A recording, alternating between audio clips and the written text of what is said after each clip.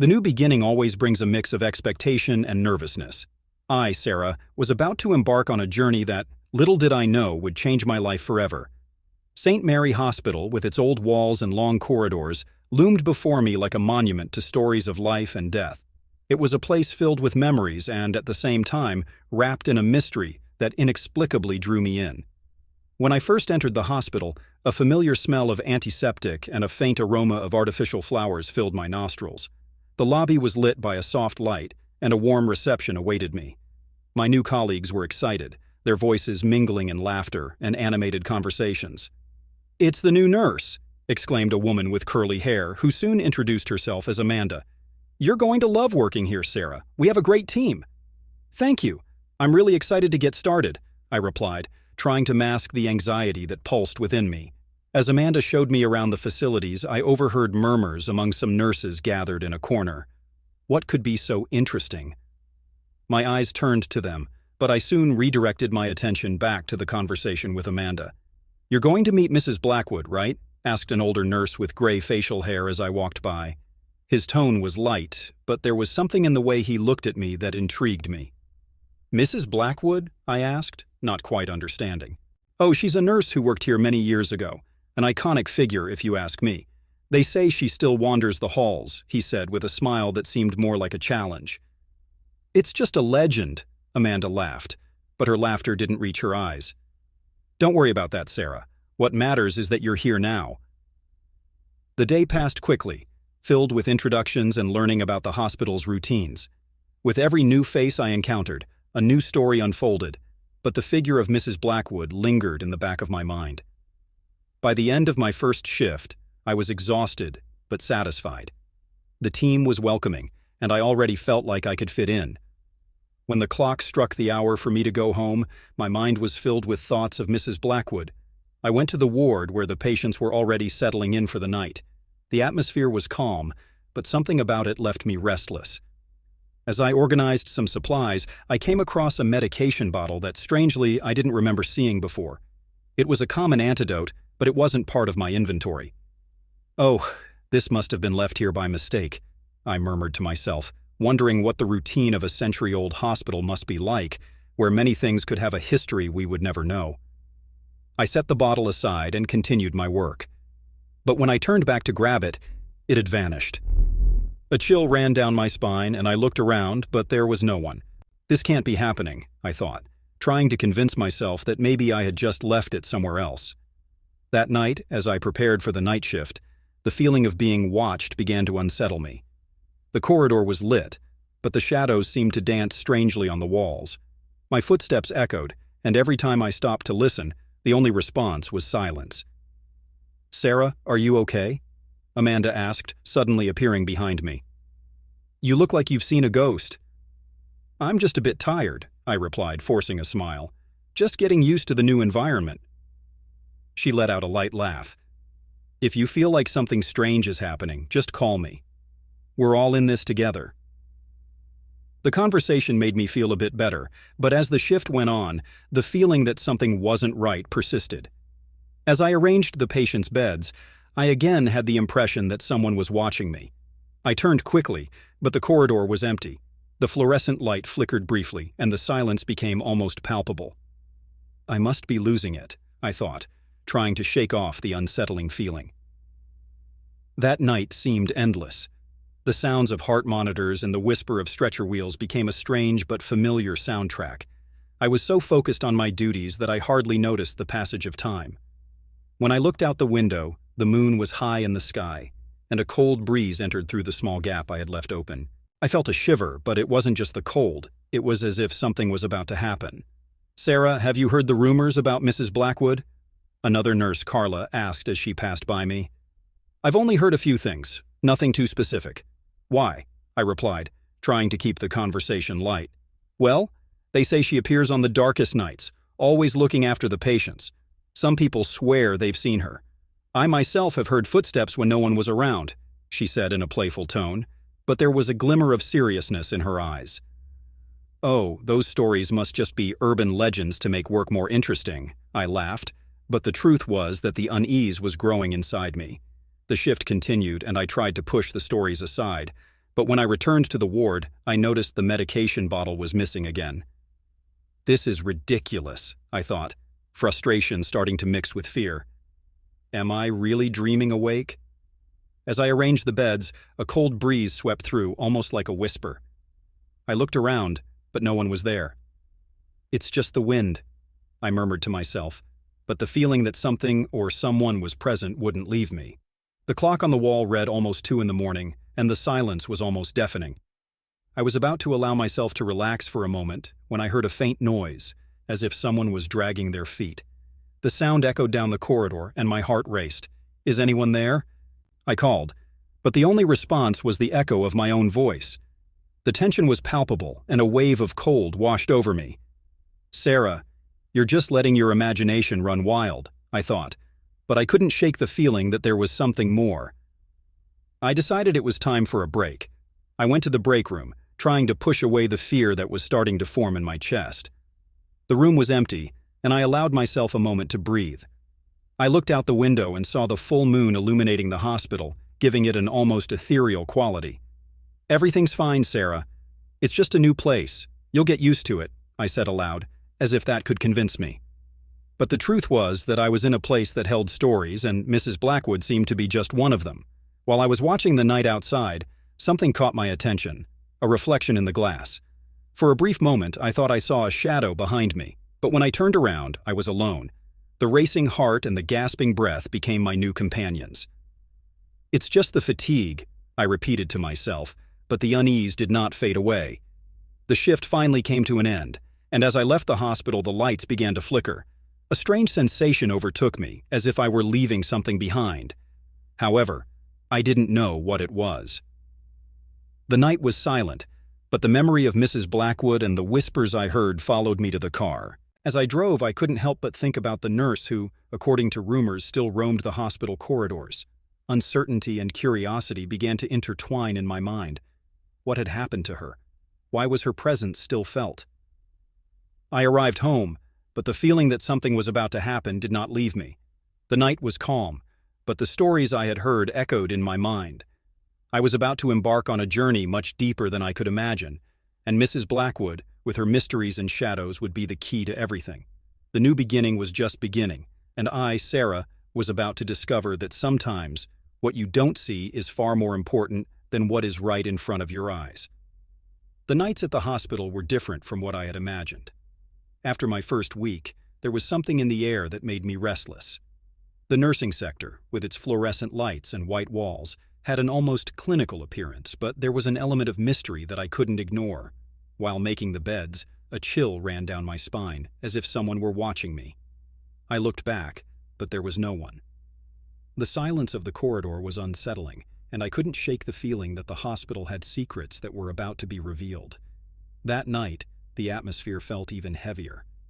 I was alone on shift, and the sound of the monitoring machines was the only music accompanying my work. The hours passed slowly, and as the clock struck midnight, a strange movement began. First, I heard a faint noise coming from the emergency room. It was as if something was being dragged. I went over there, my heart racing, but when I arrived, the room was empty, and the equipment was in order. It must be my imagination, I thought, trying to push away the unease. However, the feeling persisted. While organizing the materials in the ward, I noticed that the beds were arranged in a strange way, as if someone had been through and done everything without me seeing. This isn't normal, I murmured to myself, trying to rationalize what was happening. Just as I was about to head back to the reception, a shadow moved quickly in the corner of my eye. I turned, but there was nothing.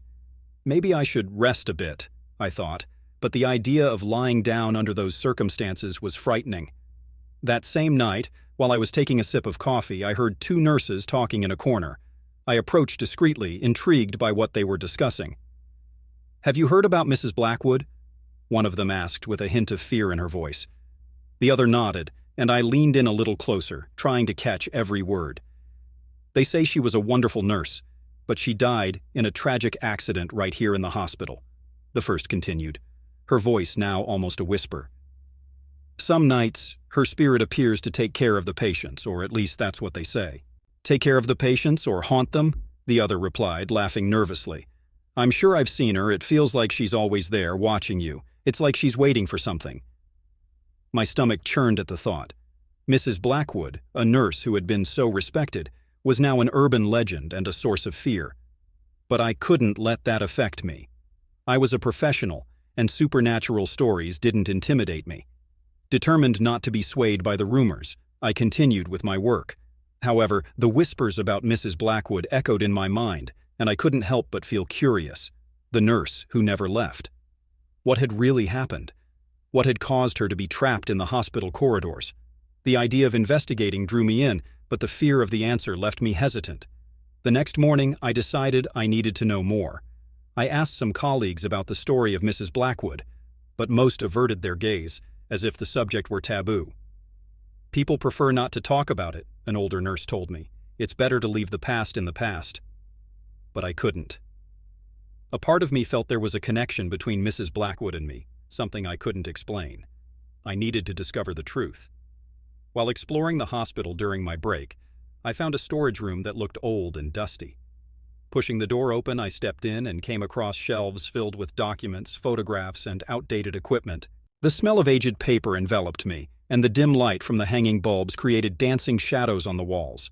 I began to flip through some files when a particular photo caught my attention.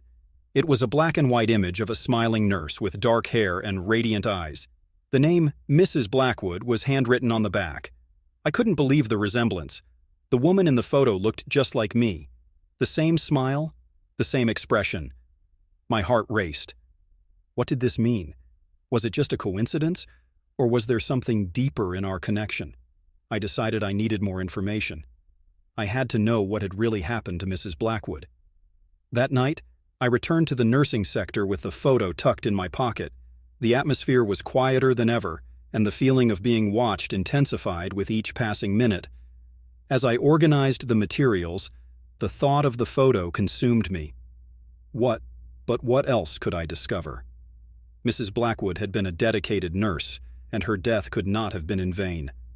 The patients she cared for, the lives she touched, all of it should have left some mark.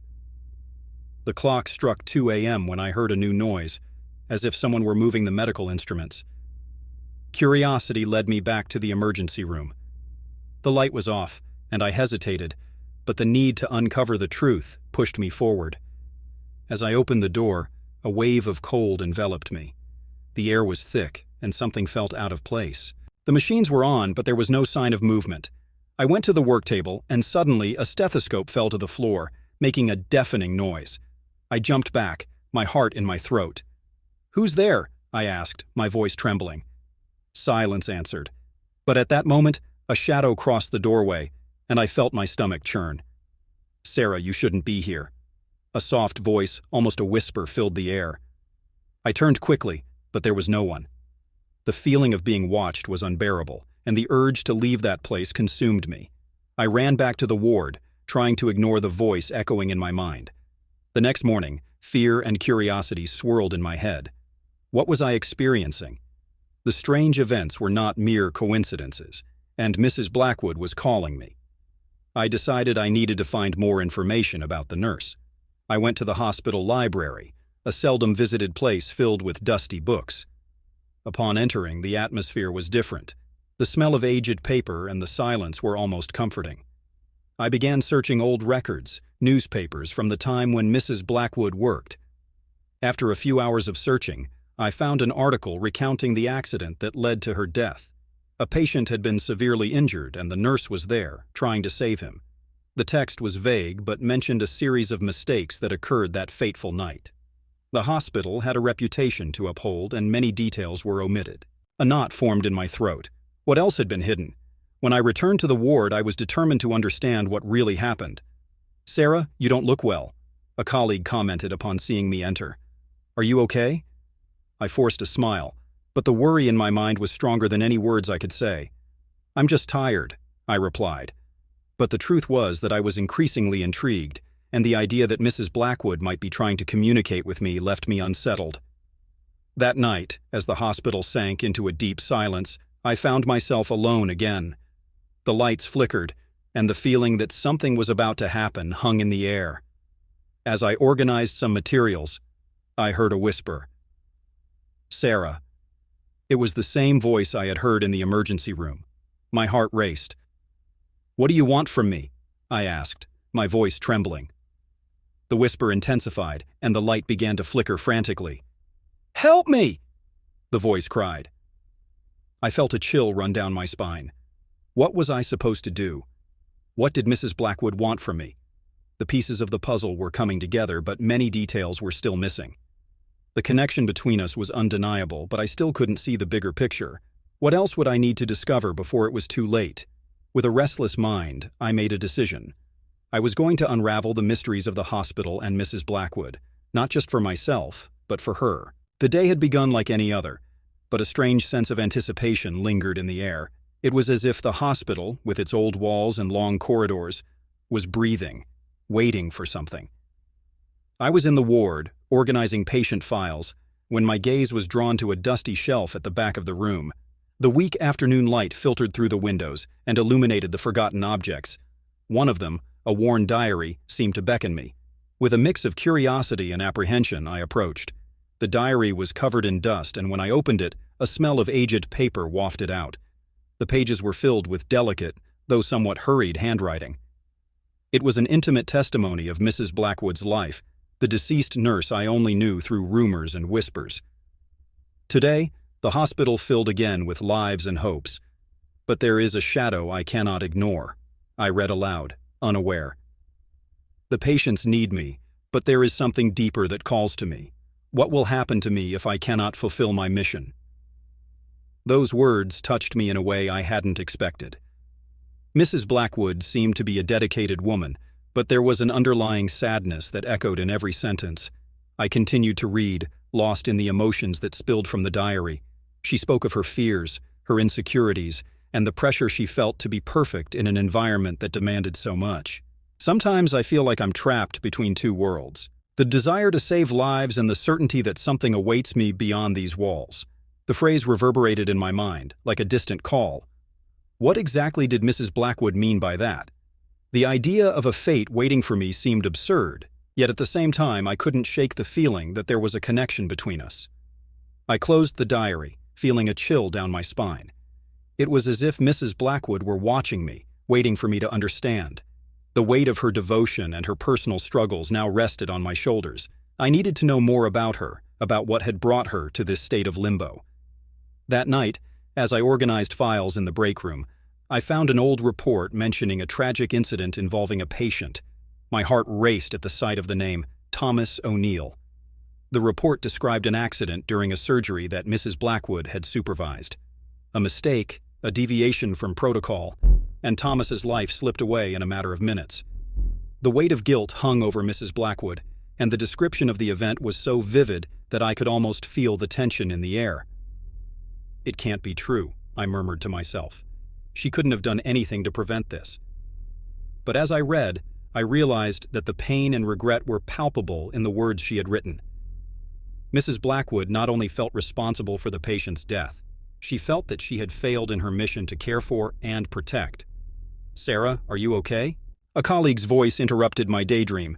It was Clara, a nurse who had become my friend. Her expression was worried, and I realized that I probably didn't look my best.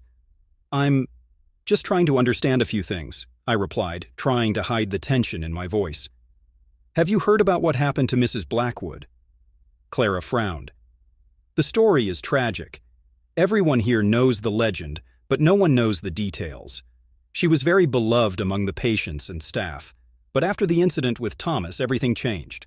She never regained her confidence and ended up dying under mysterious circumstances." "Mysterious circumstances?" I asked, intrigued. "What do you mean by that?" "Some say she locked herself in the hospital for days without showing up for work. Others claim she simply disappeared.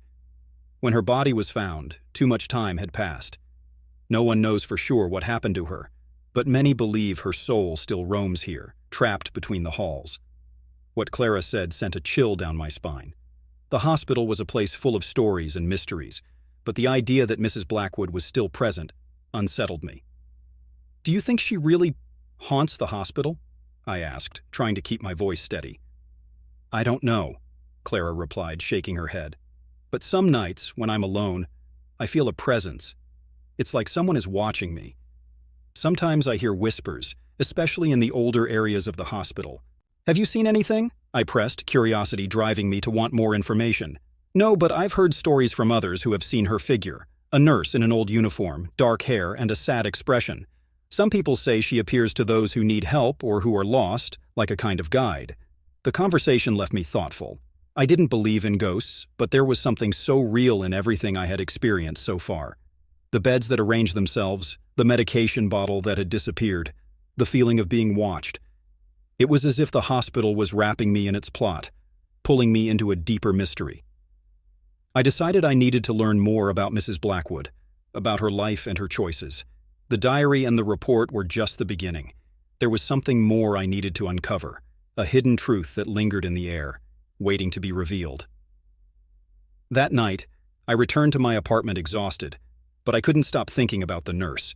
What had led her to lock herself in the hospital? What happened in her final days? Curiosity consumed me. As I tried to relax, I visualized the diary in my mind, her words echoing in my thoughts. Suddenly, I was struck by an idea. What if I could find more old documents, reports, letters, anything that had belonged to her? The hospital had a library, and I thought it might be the perfect place to start my search. The next day, I asked my supervisor for permission to access the library. He looked at me with a surprised expression, but agreed. Just be careful, he warned. Some documents are not for curious eyes. I promise I'll be discreet, I replied, a nervous smile on my face. My heart raced at the thought of discovering more about Mrs. Blackwood. The library was a spacious area, filled with shelves of books and files. The smell of aged paper and polished wood filled the air. I spent hours exploring, rummaging through boxes and documents, until I found a folder that caught my attention. It was labeled with Mrs. Blackwood's name. With trembling hands, I opened the folder and found letters, notes, and old photographs. Each page told a part of her story.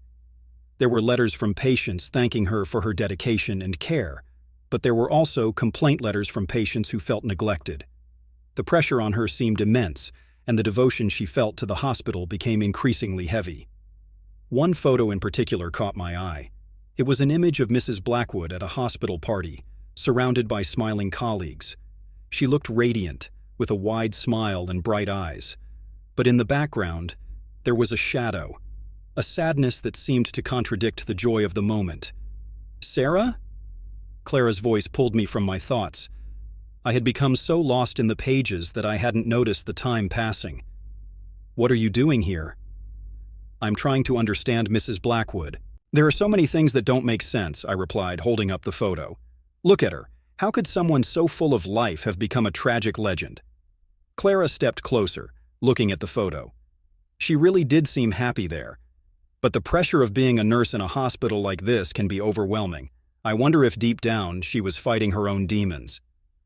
At that moment, a cold breeze swept through the room, causing the pages of the folder to flutter slightly. I looked around, but the library was empty. A shiver ran down my spine, and I wondered if, somehow, Mrs. Blackwood was aware of my search. "Let's take a break," Clara suggested, breaking the silence. "We need some coffee. Working this much isn't good for us." I agreed, even though my heart was eager to continue the search.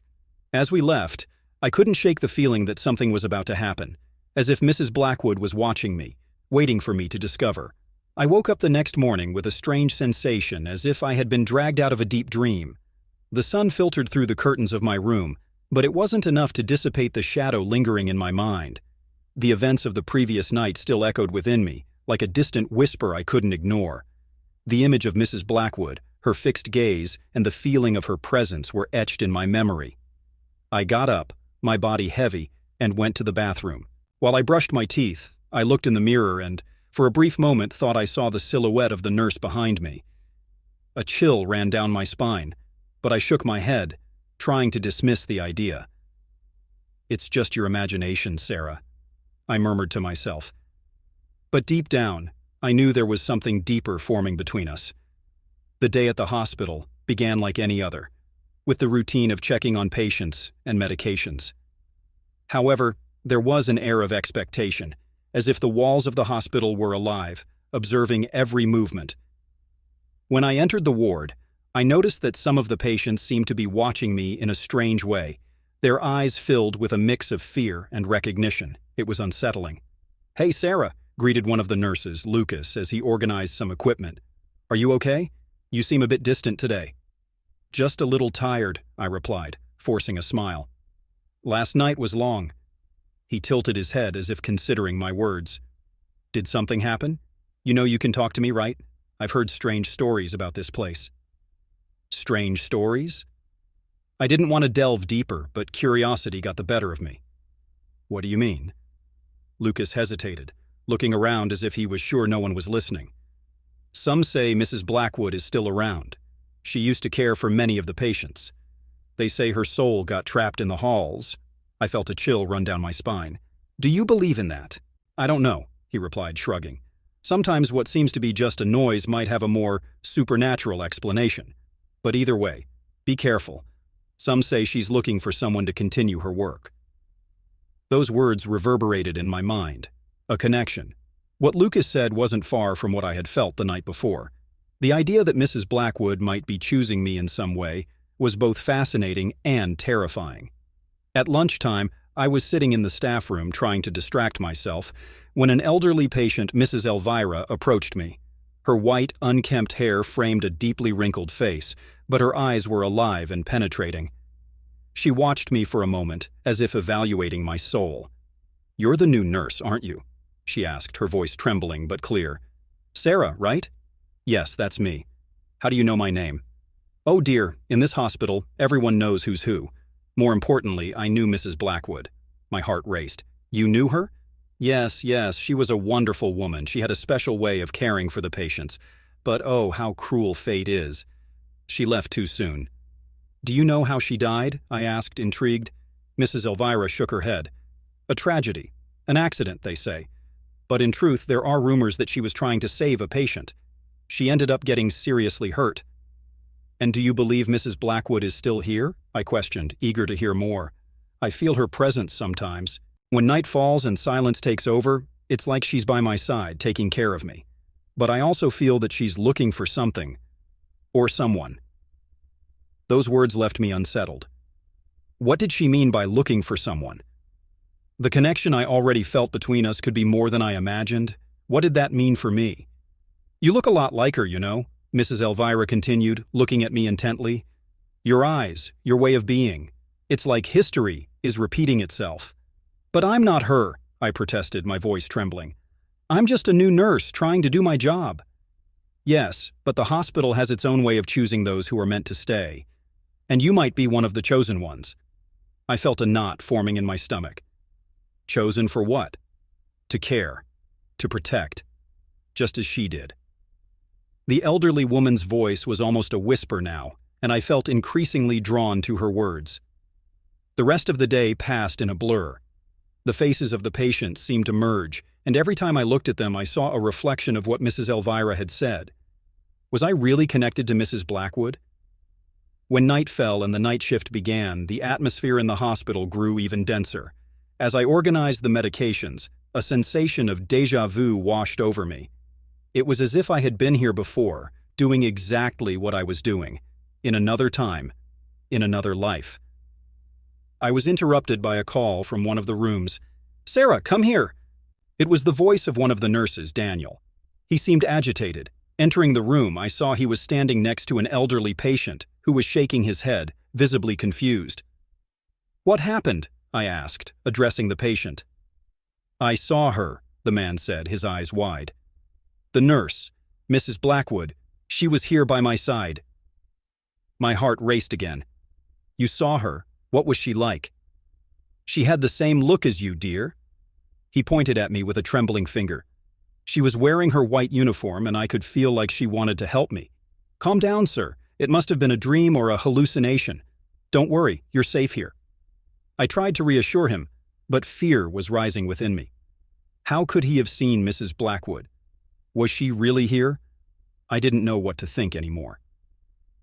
After calming the patient, I returned to the nursing station, my heart still racing. Every corridor seemed darker, more oppressive. Shadows danced on the walls, and the feeling of being watched was even more intense. When I reached my post, I noticed one of the younger patients was watching me with an intense gaze.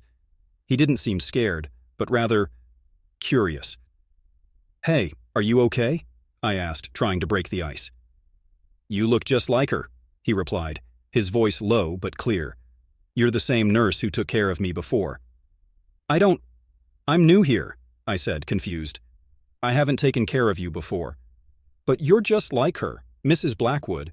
I can't forget her look, and now I see you here." I froze. What was happening? It was like I was in a nightmare unfolding before my eyes. Mrs. Elvira's words echoed in my mind. The hospital has its own way of choosing those who are meant to stay. The hours passed slowly, and each moment seemed to pull me closer to a truth I didn't want to face. As my shift ended, I left the hospital with my mind in turmoil. What should I do? How could I free myself from this connection that seemed to bind me to Mrs. Blackwood? When I got home, I went straight to the mirror and looked at my reflection. The image of Mrs. Blackwood overlaid mine. It was as if she was trying to tell me something, but I couldn't decipher it. What did she want from me? The connection I had initially felt began to terrify me. I didn't want to be the next one haunting those corridors. I had my life, my dreams. But at the same time, a part of me was intrigued. What would happen if I really followed this path? What did Mrs. Blackwood want to show me? With those questions in my mind, I closed my eyes and decided I needed answers. Life in the hospital was about to take me to a place I never imagined, and the story between me and Mrs. Blackwood had only just begun. The night was dark and stormy. The rain fell in torrents outside, and lightning briefly illuminated the hospital corridors, creating dancing shadows on the walls. As I walked down the nearly empty hallway, the sound of my footsteps echoed, making me feel somewhat isolated. The night shift had started a few hours ago, and I had already tended to several patients, but the unease that had accompanied me since I entered that hospital seemed to intensify with every minute. I looked up at the sky through the small window in the break room and saw the heavy, dark clouds that seemed to mirror my state of mind. Why am I here? I thought. Why can't I just ignore these rumors about Mrs. Blackwood and focus on my work? But the truth was, the more I tried to push the thoughts away, the more they came back with force. The ghost nurse, with her appearance identical to mine, was always present in my mind. I decided I needed some time for myself. I stepped away from the noise of the nursing station and sought the break room. It was a small and cozy space, but at that moment, it felt more like a cage. I sat in one of the worn chairs trying to relax, but the feeling of being watched never left me. I looked around. "I'm sorry, but I can't assist with that." "Neither did I want to, Sarah.